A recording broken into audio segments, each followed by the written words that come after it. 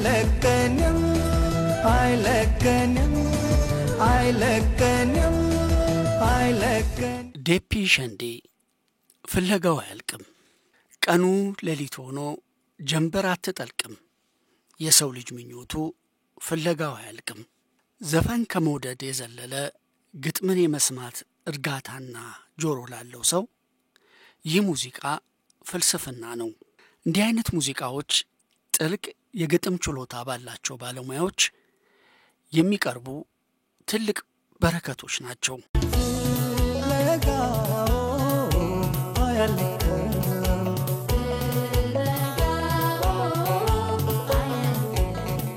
ድምፃዊ ዴፒ ሸንዴ ፍለጋው አያልቅም በሚለው ዘፈኑ ከብዙዎቹ አእምሮ ውስጥ የማይጠፋ ድምፃዊ ነው ዛሬም ድረስ ፍለጋው አያልቅምና እናዳምጠዋለን ፍለጋችን ብዙ ነው የህይወት ፍለጋ ህይወትን ማሰስ መፈለግ አይቆምምና ሁሉ ባገር በወንዙ ላይ ቢለም በተረት ለኔስ ሆነች ኢትዮጵያ የኑረ መሰረት ዲፒ ውብ ሀገር የተሰኘ ሌላ ስራ አለው ሙምባይ ህንድ ውስጥ የተወለደው ዲፒ እዚያው ሙምባይ ውስጥ ነው ዩኒቨርሲቲ ትምህርቱን የጨረሰው እንደተመረቀ የራሱን የፕላስቲክ ማምረቻ በማቋቋም ባገኘው የሥራ ልምድ የፕላስቲክ ቴክኒሻን ለመሆን ችሏል ናይጄሪያና ኬንያ በሥራ ምክንያት ለ12 ዓመታት ኖሯል ወደ ኢትዮጵያ መጥቶ የነበረው በ2003 ዓመተ ምህረት ነው በቤልሻኮ ኢትዮጵያ የቴክኒክ አማካሪ ሆኖ ሰርቷል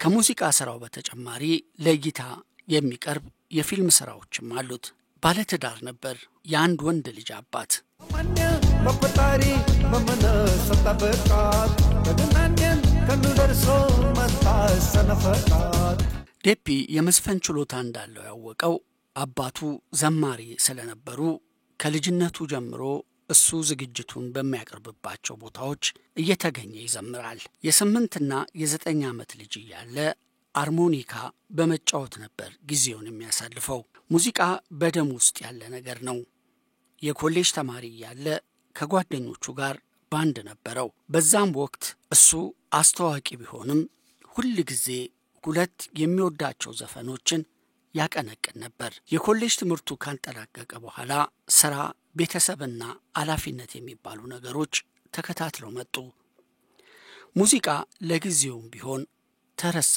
ወደ ኢትዮጵያ ሲመጣ ግን የሙዚቃ ፍላጎቱ በድጋሚ ነፍስ ዘራ ማለት ይቻላል ለጋው አያልቅም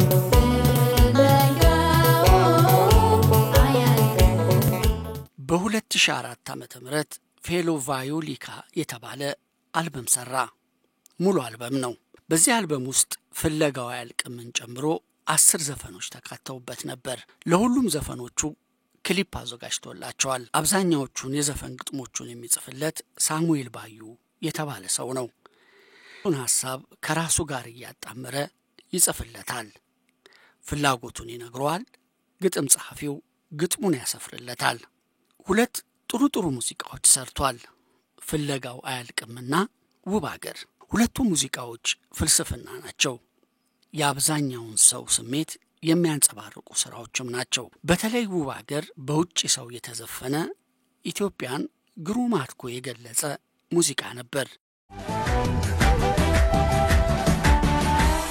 አስቲለና ገለውራላት እኔም ሀገሬ ለብላት ያገር ያፈሩ ኢትራንየም ኢትዮጵያ የርባ አይለቀኝም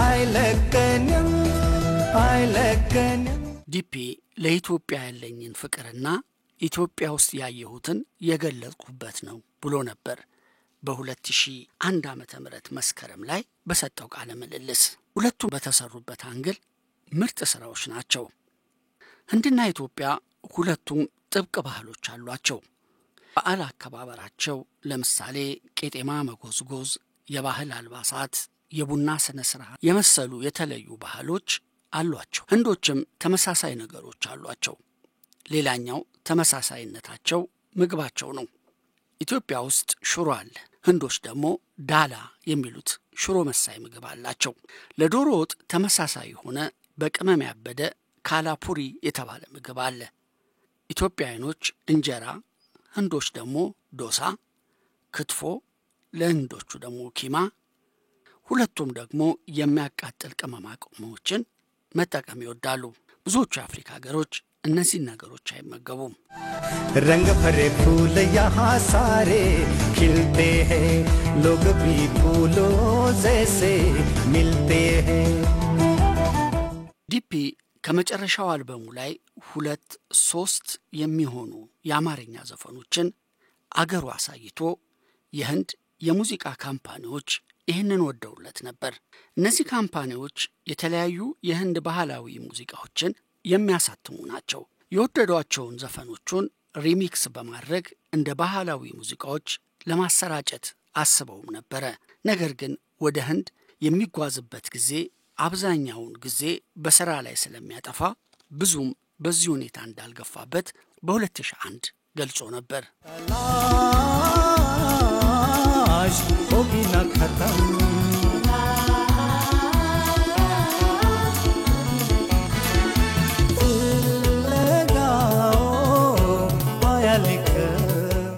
በህንድ ሚዲያዎች ውስጥ የሰራቸውን ክሊፖች አሳይቷቸው በወቅቱ የሚዲያዋ ሰዎችም በጣም ተገርመው ነበር።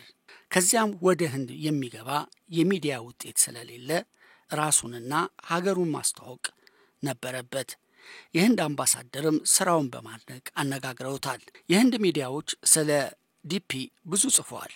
ብዙዎቹ የሚገልጹ ጽሑፎችን አሳትመውለት ነበር። በኢትዮጵያ ሙዚቃ ውስጥ ባደረገው ቆይታ ደግነቷን ቸርነቷን ሊቀርበን አይቻለም ይችን ሀገር ይችን መሬት እናቴ ላጣለም ያን በደርባን ውለታዋን ከፍ አልጨረሰም። ዲፒ ወደ ኢትዮጵያ ከመጣ በኋላ ከአፍሪካ ሀገራት የተለየ ነገር ገጥሞታል። በሁሉም የአፍሪካ ሀገራት ተጉዣለሁ ብሎ ነበር ዲፒ። ነገር ግን እንደ ኢትዮጵያውያን አይነት አቀባበል አጋጥሞት እንደማያውቅ ነው የሚናገረው። ያገኛቸው ማበረታቻዎች ከልብ የመነጩ ነበሩ። ዝነኛና ሴሌብሪቲም ሆኖ ነበር። በ90ዎቹ ኢትዮጵያ ውስጥ ሰዎችና ባህላቸውን ወዷል። በተለይ ሴቶች ሲነጋገሩ ቅላጻቸው ያስገርመው ነበር። ከድሮቹ ጥላሁን ገሰሰን፣ መሐሙድ አህመድን፣ ከአሁኖቹ ደግሞ ቴዲ የሚያነሳቸውን ሐሳቦችና የሚያተኩረባቸውን ጉዳዮች እንደሚያደንቅ ገልጾ ነበር።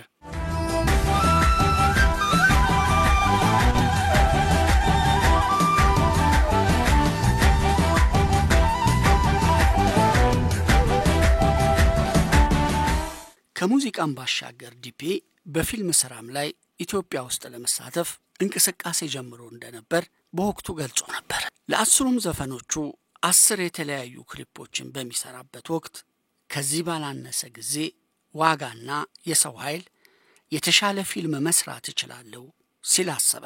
ከረጅም ጊዜ ጀምሮ አንድ የአማርኛ ፊልም ለመስራት ይመኝ ነበር። የኢትዮጵያን ባህል፣ የህዝቡን ያነጋገር ዘይና ድራማዎች ብዙዎቹን በቴሌቪዥን ነው ያያቸው። እናም ለምን የህንድ ይዘት ያለው የአማርኛ ፊልም ዳይሬክት አላደርግም በማለት አስቦ ነበር። ይህ የ3 ዓመት ህልሙ ነበር። ቀረጻውን ለ2 ወራት አካሂዷል። ኤዲቲንጉንም ቢሆን ከአንድ አነስተኛ ክፍል በስተቀር ብዙውን አጠናቆ ነበር። ፊልሙ የባክግራውንድ ሙዚቃ እንዲሰራለት ወደ ህንድ ልኮትም ነበር።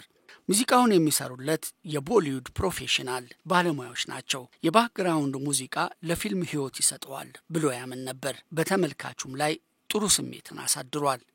የኢትዮጵያ የሲኒማ ኢንዱስትሪ ታዳጊ በመሆኑ ዳይሬክተሮቹ ብዙ ነገሮችን ለማሻሻል መጣራቸውንም ታዝቧል። በእነዚህ 3 ዓመታት በርካታ ለውጦችንም አይቷል። የፊልሙ ርዕስ መውደድ ይሰኝ ነበር። ሮማንቲክ ሙዚቃዊ የፍቅር ፊልም ነው። የሥራ ድርሻው ዳይሬክት ማድረጉ ላይ ነው። በፊልሙ ላይም ለ2 ወይም ለ3 ደቂቃ ያህል የዶክተር ገጸ ባህሪ ወክሎ ተጫውቷል።